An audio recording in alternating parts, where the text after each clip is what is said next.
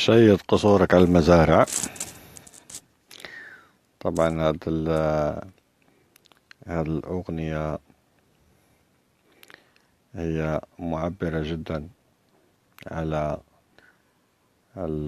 الواقع العربي، واقع الدكتاتوريات العربية والواقع المغربي بالخصوص، أو واقع الدكتاتورية المغربية بالخصوص، حيث ميزانية القصر أو ميزانية الملك التي ترصد من خزينة الدولة بعيدا عن النهب، بعيدا عن نهب الفوسفات ونهب الذهب ونهب الفضة، تضاف إليه نهب خزينة الدولة لصالح ميزانية القصر، في الوقت الذي يعاني منه القطاعين الحيويين المعنيين بصحة الإنسان وبناء الإنسان، ألا وهما قطاع الصحة والتعليم. طبعا هذا الأمر مخجل جدا ومهين جدا للشعب المغربي، كون أن ميزانية أو اختزال الوطن في المواطن، كون أن شخص أو مواطن تصرف له ميزانية أكثر من قطاع معني ببناء الإنسان، ألا وهو قطاع التعليم. قطاع التعليم اللي كيتربوا فيه وليداتنا، واللي كيقراو فيه وليداتنا، واللي كيتعلموا فيه وليداتنا. الميزانية اللي كترصد له أقل قيمة من الميزانية اللي كترصد القصر هذا اللي كيهين الشعب المغربي، واللي كيسرق الشعب المغربي، واللي كيهمش الشعب المغربي.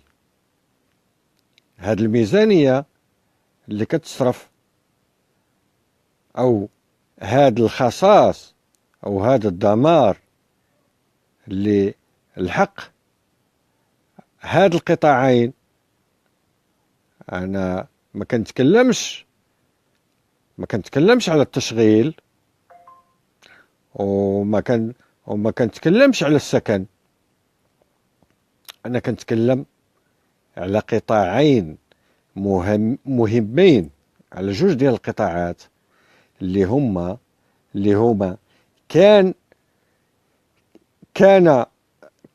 كان هما قويين في أي بلاد، كنعرفوا بأن هاد البلاد ماشية في الطريق الصحيح، وكان هما ضعافوا كنعرفوا بأن هاد البلاد ماشية في الحضيض، يعني غادة تدخل في الحيط، اللي هي الصحة العمومية والتعليم.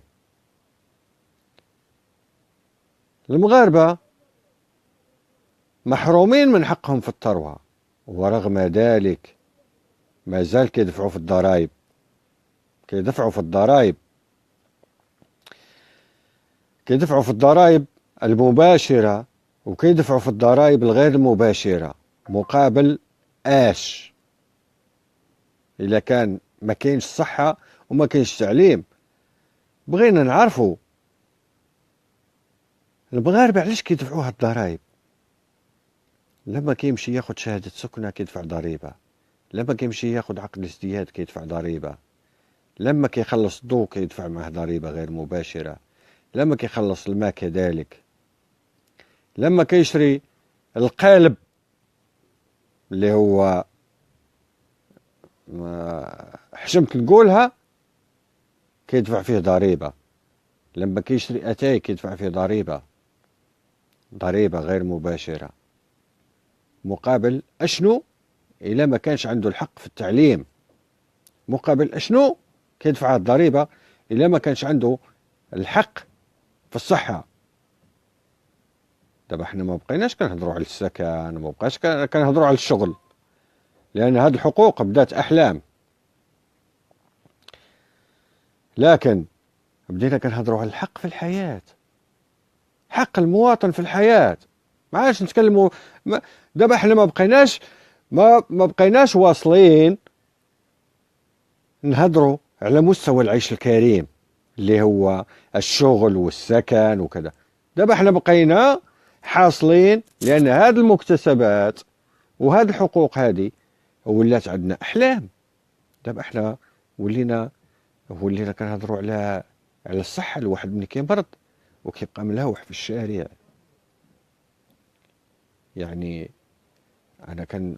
أنا كنشوف صور يعني من عين للمكان يندى لها الجبين.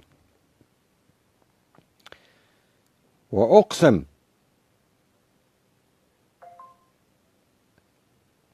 يعني باش غنحلف، لكن أقسم أنها كتألمني وما كتخلينيش ننعس، بالرغم من أنني مواطن عادي. ما أنا ماشي مسؤول، أنا مواطن عادي.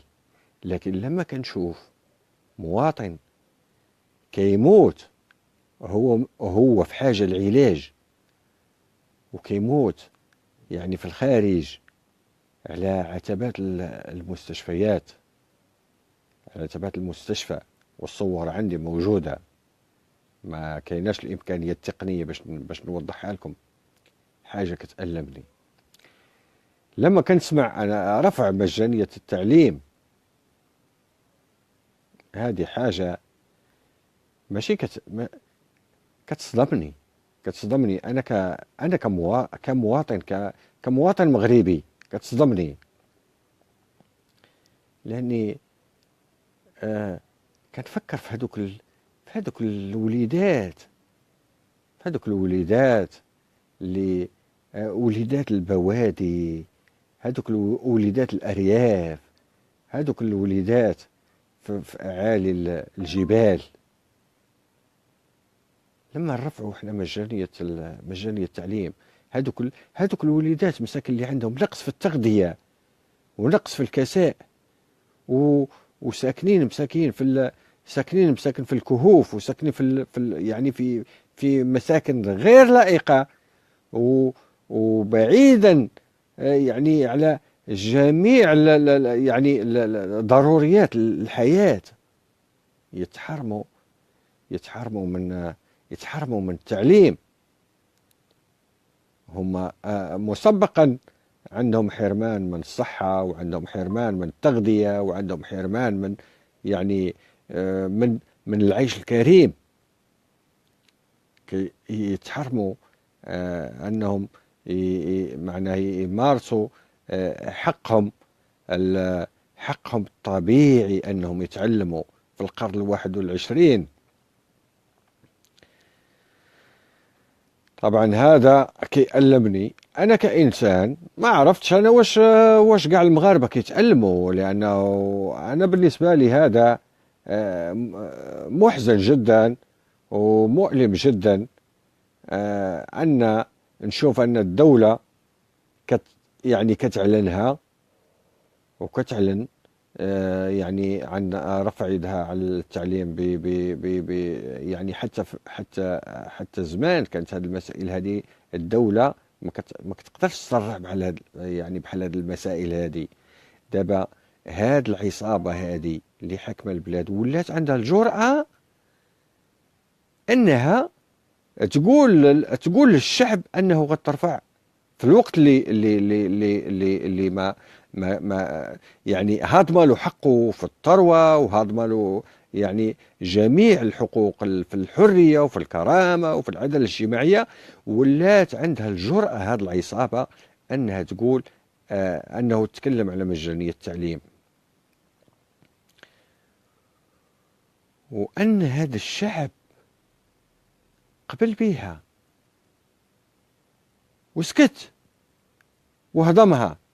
كيفاش تهضم؟ يعني كيفاش غيكون هذا الشعب هذا، كيفاش غيكون هذا الشعب هذا بدون تعليم؟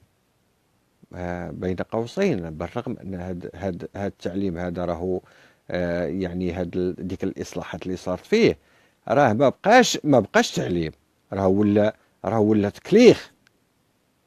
يعني ما بقاش اولا احنا المواد اللي كتنور راه ما بقاتش، ولات غير يعني المواد اللي كتكلخ. في الوقت اللي كنلقاو الدولة انها بدات انه يعني كتحيد مادة الفلسفة بحكم او باعتبار ان الفلسفة ام العلوم، يعني ما بدات تحيدها من الجامعات وتحيد مجانية التعليم. يعني شنو بقى لنا؟ وبدات يعني بدات كتدعم التعليم الخاص. شنو معنى هذا؟ هذا معناه يعني ديك السياسة يعني الرأسمالية، ديك السياسة الطبقية ديال اللي عنده يقرأ واللي ما عندوش يقعد حمار.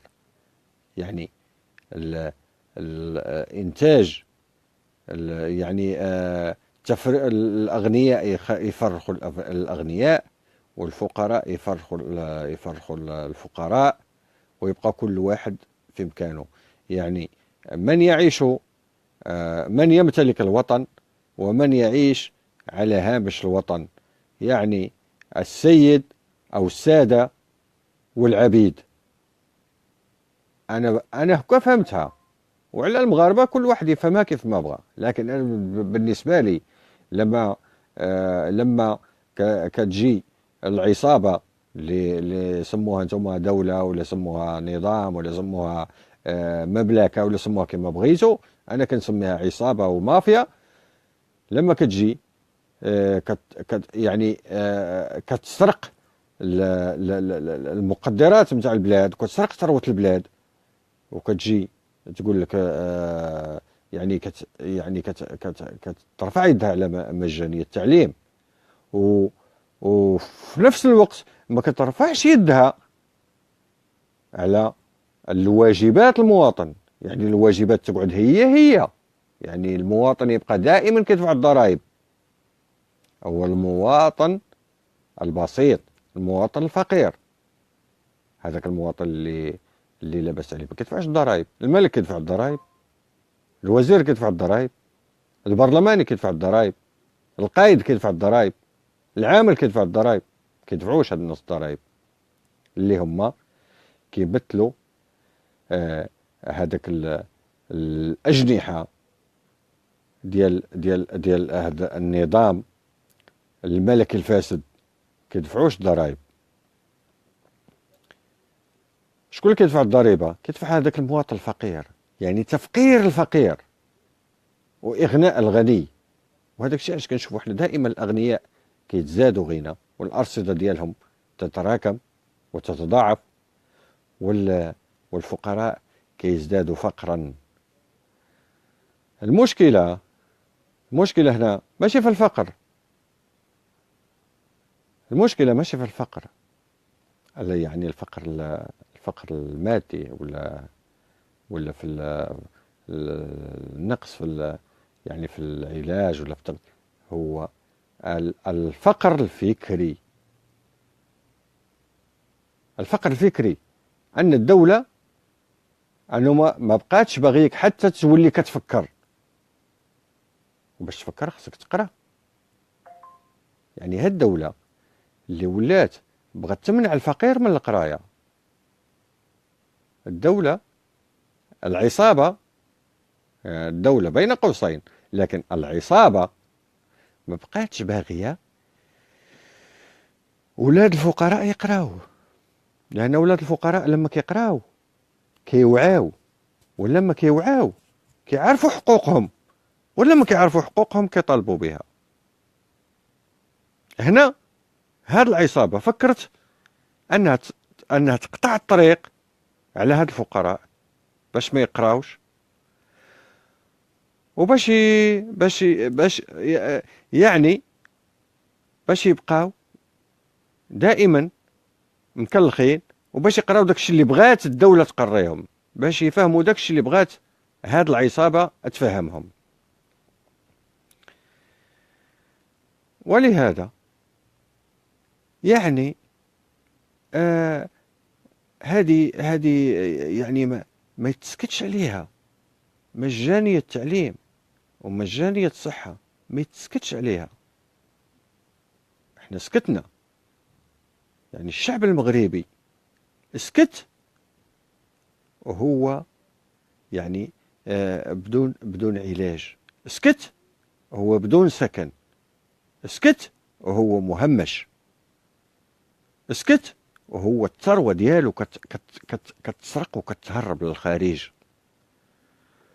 سكت على ملكية اللي كتسرق الثروة ديال بلادو وديال ولادو، وما تكلمش إلا التعليم، إلا التعليم باعتباره القطاع الحيوي المعني ببناء الإنسان. إلا هذا القطاع هذا يتمس، إلا هذا القطاع، احنا نموتوا واحنا متعلمين،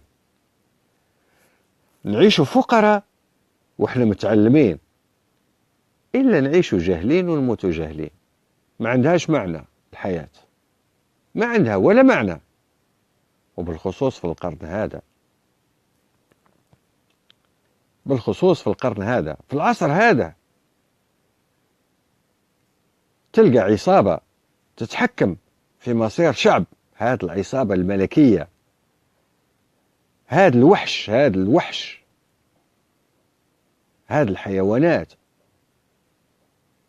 الحيوانات، اللي سارقين بلاد، سارقين فوسفاتها، سارقين الصيد البحري، سارقين الذهب، سارقين كل شيء. والمغاربة كيدفعوا الضرائب، هذا الضرائب كتخول لهم، فقط الضرائب اللي كيدفعوها كتخول لهم أنهم يتعالجوا بالمجان ويتعلموا بالمجان بضرائبهم، يعني بكازيهم. ما كاينش شي واحد اللي داير فيهم الخير. فالعصابة هذه لما كتجي كترفع يدها على التعليم، شنو معناها؟ معناتها أنه سارق المواطن. ما كنتكلموا حنا على سرقة الثروة ولا نصيب المواطن، نصيب في الثروة، كنتكلموش على هذه. لما يترفع التعليم، الصحة راه مرفوعة عليها، احنا راه ما كاين صحة، يعني واخا كتمشي للطبيب راه ما كتعالجش، ما كاين والو. العلاج هذا ما نتكلموش عليه، حنا خلونا دابا في التعليم. الدولة يعني هذه العصابة هذه كتعلن على أنها ترفع يدها، يعني معناها يدها على مجانية التعليم. يعني في هذا يعني في هذا الإطار، المغربي علاش كيدفع على أي أساس كيدفع الضريبة؟ على أي أساس كيدفع الضريبة المباشرة والضريبة الغير مباشرة؟ يعني انتم تسرقوا الثروة. هذه العصابة اللي هي الملك والأجنحة ديالو، أنا راه ما كنقول لا حكومة ولا برلمان، أنا كنقول الملك والأسرة ديالو، باش ما نبقاوش نغلطوا، نبقاو نقولوا المخزن ونخلوها مغمضة.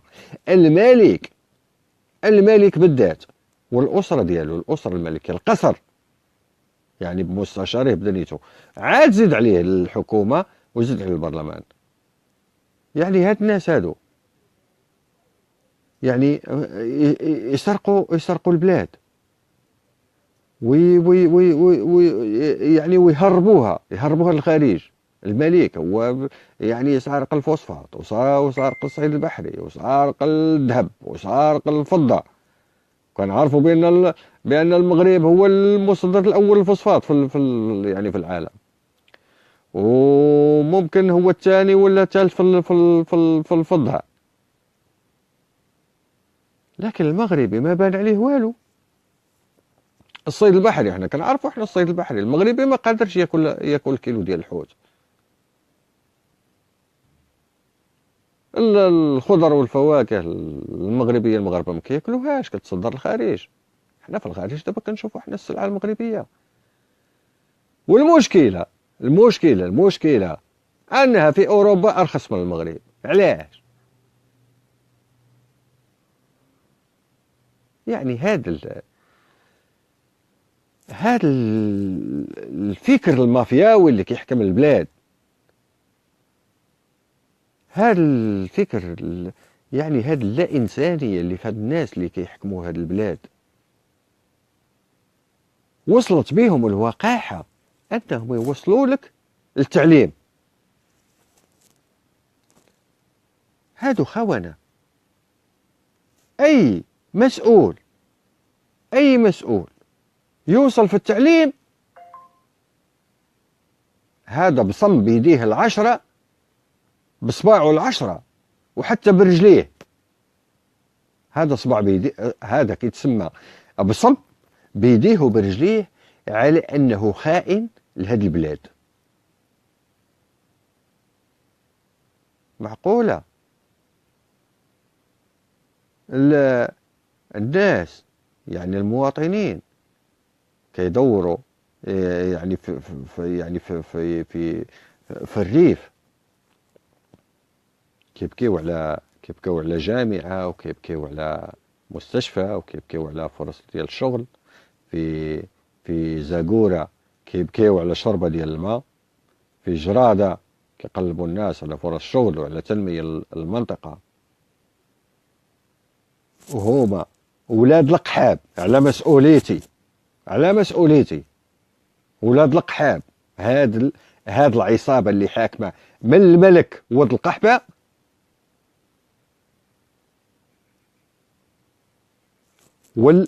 والقوادة ديالو يبني عاصمة السودان ب10 مليار، ويبني مصنع في اثيوبيا، مصنع للاسمنت. هذا المصنع اللي ديال الاسمنت لو تبنى في الحسيمة معناه ويسد الخصاص نتاع فرص الشغل. هذا لما يخلي مسؤول الأول في البلاد يخلي بلاد في أزمة ويسافر هو لفرنسا للاستجمام، وهاز معاه 3 ديال طيارات شحن، 3 طيارات شحن عسكرية. ما كايناش هذه 3 طيارات شحن. واشنو هازة؟ واش غتهز 3 طيارات شحن عسكرية غادية مرافقة؟ شنو هازة؟ شنو مهرب؟ فيقوا يا مغاربة، اشنو مهرب؟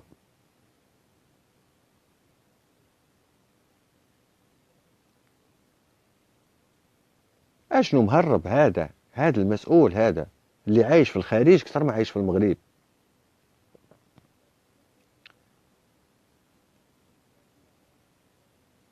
لكن هذا ماشي هو موضوعنا يا مغاربة. راهم وليداتنا، الأجيال القادمة، راه ما يرحمناش تاريخ ما يرحمناش إلا ما تكلمناش. بلاد بلا تعليم، راهو البلاد اللي كتقدم بالتعليم. ما كايناش بلاد تقدمت من غير تعليم، يستحيل عنده بلاد تقدم من غير تعليم. حنا كنشوفوا كيفاش كيضحكوا علينا. ما طاحتش الشتا نوضو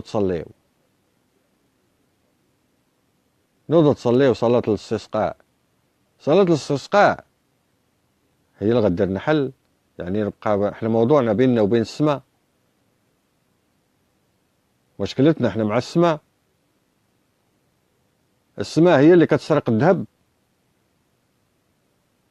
السماء هي اللي كتسرق الفوسفات، السماء هي اللي كتسرق الصيد البحري، السماء هي اللي كتهرب 3 طيارات،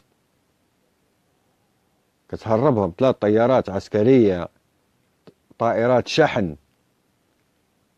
صليوا صلاة الاستسقاء. ها هي طاحت الشتاء، ها هو طاح الثلج، طاح الثلج. اشنو وقع؟ اشنو وقع؟ تقطعت السبل بالمغاربة في الجبال، والصور توصل، صور كتوصل. قرى معزولة، معزولة عن العالم.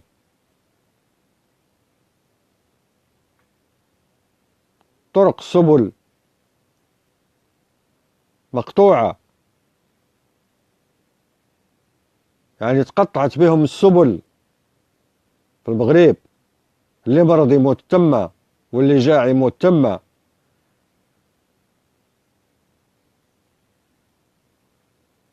كتوصلنا صور أن البغال غارقة، مش الإنسان، البغال غارقة.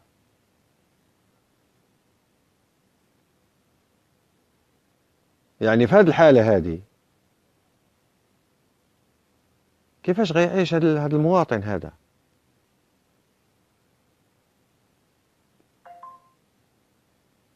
في الوقت اللي كنرفعوا أو كنقلصوا من ميزانية التعليم، ونقلصوا من ميزانية الصحة، ونزيدوا في ميزانية القصر، ونزيدوا في ميزانية الداخلية. شنو كيعني هذا؟ شنو كيعني هذا؟ شو كيعني هذا؟ يعني يعني هاد العصابة هذه كيعنيها مستقبل البلاد؟ كيعنيهاش مستقبل البلاد. هذه عصابة كتحمي نفسها، باغا تجوعك وتجهلك وتخوفك. هذه هي المعنى ديالها. يعني نقصوا احنا من ميزانية التعليم، ونقصوا من ميزانية الصحة، ونزيدوا في ميزانية الداخلية. عندها معنى واحد، تفسير واحد، يعني نجهلك ونقتلك ونخوفك بس. ما عندهاش تفسير ثالث.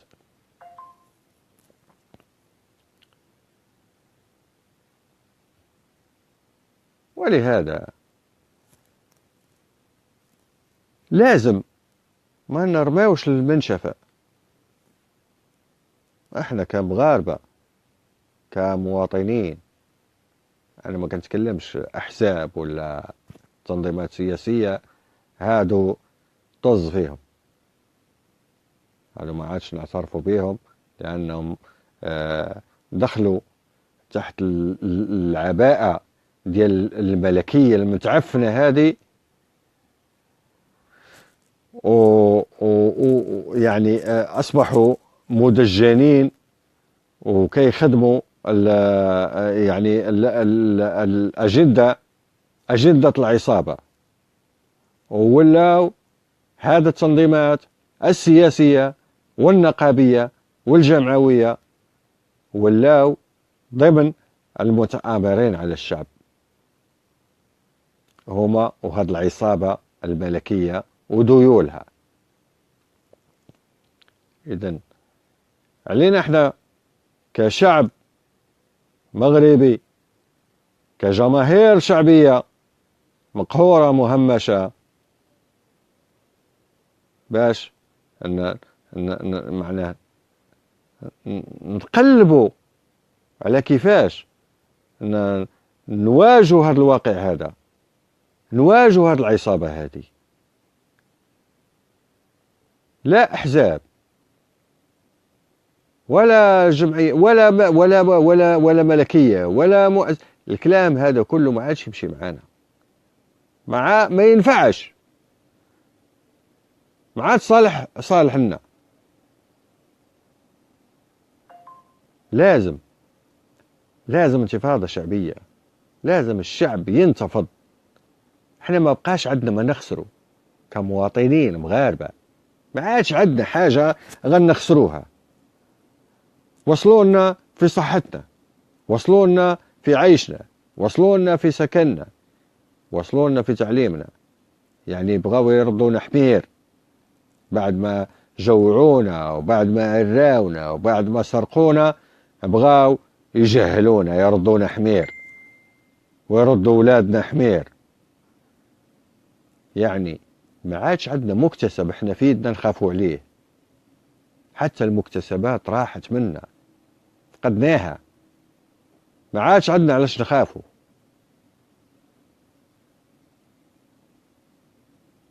لازم نواجهوا احنا كمغاربة في القرى، في الضواحي، في هوامش المدن. لازم نواجهوا المدن المركزية، هذه أمورها طيبة، معاش يعني ما عادش يعني تتكلوا عليها. دار بيضاء، رباط، فاس، كذا إلى آخره. نتكلم على المغرب المهمش، هو اللي لازم يتحرك. المغرب المهمش أو المغرب الغير نافع اللي تعتبره العصابة، هذا عصابة العملاء، هذا عصابة الخونة، كتعتبر المغرب الغير نافع بأرضه وبناسه، هو اللي لازم يتحرك ويصنع الحدث ويقول أنا موجود، إحنا موجودين. لازم ياخذ أو ينتزع حقوقه وينتزع السلطة دياله. ما هواش ما يتسناش حد يدير فيه الخير. أنا كمواطن عندي حقوق، أنا كمواطن مغربي عندي حقوق، هذه الحقوق لازم ننتزعها ونعيش براسي مرفوع، أو نموت وأنا واقف. يا إما نعيش براسي مرفوع ولا نموت واقف. ما نعيش محني، راسي محني، مدلول، مهان، مقهور. فهذه العصابة يعني في منهجيتها أنها تقهرنا أكثر ما قهرتنا، وتجوعنا أكثر ما جوعتنا، وتعيشنا مدلولين مخدوعين. أنت جيعان وتقول عاش الملك، أنت مريض وتقول عاش الملك، أنت جاهل وتقول عاش الملك. عاش على شو هو عايش؟ أنت وش عايش؟ أنت يا مواطن وش عايش؟ هو عايش بيك وبلا بيك، لكن أنت وش عايش؟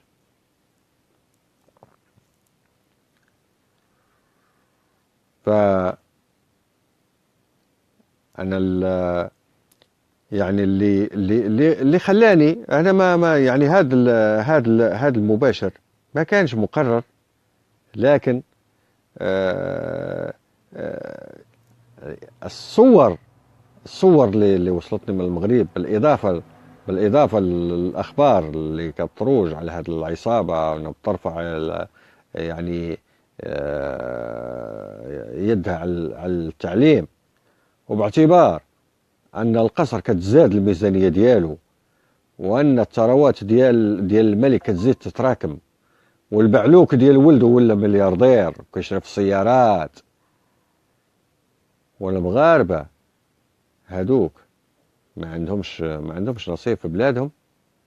هذاك الذهب ديال المغرب اللي كيتهرب، واش ديال المغاربة ولا ديال المليك؟ هذيك الفضة اللي كتهرب، واش ديال المغاربة ولا ديال المليك؟ هذاك الفوسفاط واش ديال المغاربة ولا ديال المليك؟ هذاك الجوج بحور اللي كتعيش منهم أوروبا، أوروبا كلها كتعيش من هذاك الحوت اللي كيصيدوه. شركات عملاقة اللي كتعيش في هذاك البحور. والمغربي ما لاقيش كيلو ديال الحوت في الأسبوع ما يقدرش يشريه.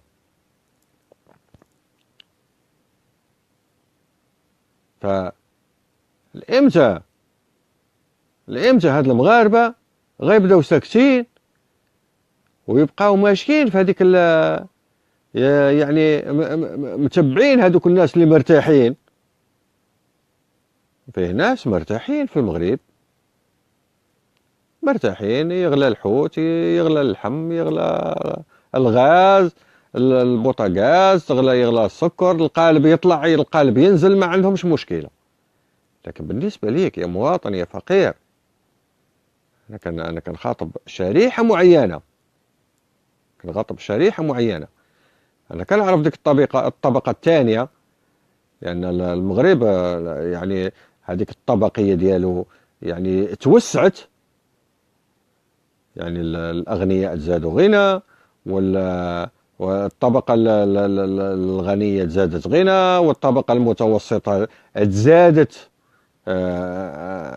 يعني أكثر تزادت توسطا نقول، والطبقة الفقيرة ازدادت فقر، وهي النسبة هي الأغلبية. يعني هاد الطبقتين عايشين على هالطبقة الفقيرة.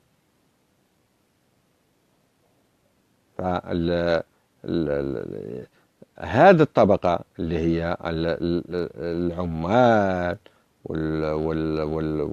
والفلاحين وسكان القرى والبوادي وأعالي الجبال وهوامش المدن، هادو هم اللي كيشكلوا الأغلبية، أغلبية الشعب المغربي، وهما اللي كيخصهم يصنعوا الحدث، وهم اللي خصهم يسترجعوا سلطتهم ويسترجعوا كلمتهم ويسترجعوا يعني قوتهم. ما يعني الأحزاب هذه خاينة، الجمعيات والنقابات هذو خاينين، يعني هذو بايعين الماتش. يعني لازم يتحركوا على شاكلة الريف، على شاكلة زاقورة، على شاكلة يعني لازم نتحركوا. هذا وصلوا لنا في التعليم. شنو بقى لما ولاو باغينا نبقاو حمير؟ خلاص، يعني همشونا، جوعونا، يعني فرضوا علينا الضرائب نخلصوا فيها. واحد ما لاقيش ما ياكل ويخلص على شهادة سكنة يخلص فيها ب20 درهم، يمشي وثيقة يبيعوها لك. يعني ولات الدولة تبيع لك وثيقة باش انت تقول انا مغربي وانا كذا، كتشري دوك الوثائق مقابل اش؟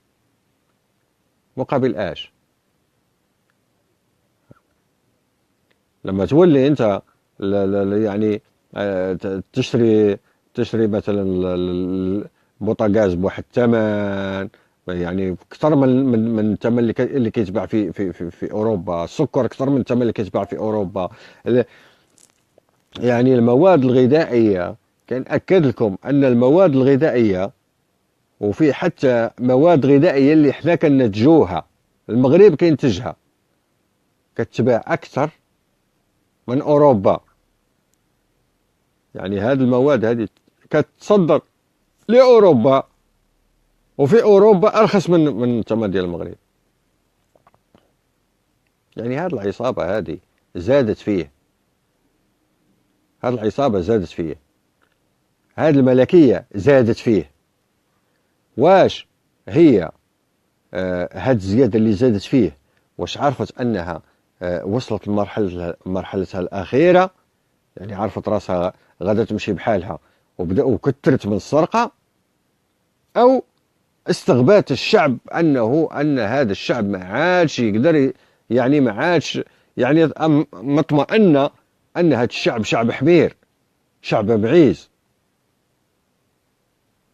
ما عادش يحركوا حاجه، ما عادش يحركوا ساكن. لا عاد فيه انتفاضات، ولا عاد فيه ثورات، ولا عاد فيه يعني خروج في الشوارع ولا عاد فيه، يعني ولا شعب جبان. يعني هذه الملكية مطمئنة على أن هذا الشعب هذا خلاص، يعني غسلت يديها عليه.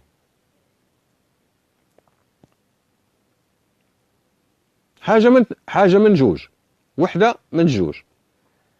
يا إما هي يعني عرفت نهايتها قربت وكثرت من السرقة، يا إما عرفت بأن هذا الشعب يعني انتهى الأمر دياله. يعني لما توصل في التعليم، وصلت في الصحة، وصلت في السكن، وصلت في جميع القطاعات الحيوية، والشعب ساكت. وصلت في التعليم.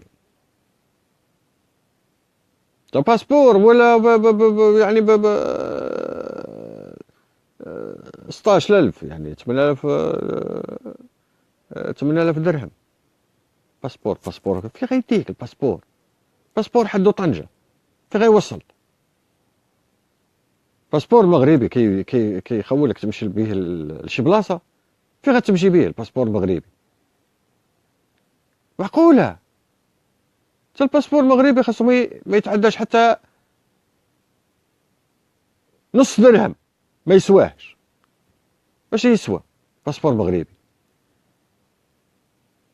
حتى الباسبورات اللي بلادهم اللي لما كيعطيك باسبور، يعني هذاك الباسبور تمشي به تزور به العالم ولا تزور به نصف العالم، ما تحتاجش فيزا، ما تحتاجش تأشيرة. ما وصلش الثمن اللي وصل به الباسبور هذا اللي حدو طنجة. حتى كارت ناسيونال افضل منه. البطاقة الوطنية افضل منه. عقد الازدياد خير منه. الباسبور المغربي هذا فين غيوصلك باش يولي بهذا الثمن هذا؟ شهادة سكنة ب20 درهم. المواطن المغربي محتاج ورقة كيقول لك جيب شهادة سكنة ب20 درهم. انت هذه المسائل اللي كتدفعها على اي اساس؟ ما هي ضريبة هذيك. ما باش تعالج، باش لما تمرض تمشي تعالج كمواطن. لما وليدات يبغوا يقراو يلقاو يعني التعليم المجاني. الا ما كانش التعليم المجاني وما كاينش سميت، علاش غندفع انا نشري شهاده السكنه؟ علاش غنشري انا عقد الازدياد؟ علاش غندفع عليها انا الفلوس؟ هذيك الضريبه علاش غندفعها؟ زيد عليها الضريبه اللي كينزلوها مع الضوء، زيد عليها الضريبه اللي كينزلوها مع الماء، زيد عليها الضريبه اللي كينزلوها في المواد الغذائيه. هذه الضرائب الغير مباشره. اذا على المواطنين ان يتمردوا. خاص المغاربه يتمردوا على هاد الضرائب، ما عادش يدفعوا دين امها. ما يدفعوش ضرائب. مادام ما عادش فيه تعليم، ما عادش فيه صحه، ما عادش يدفعوا الضرائب. يعني ما عادش فيه مبرر علاش غيدفعوا الضرائب. لمن على اي اساس غتدفع الضريبه انت؟ ما عادش فيه مبرر.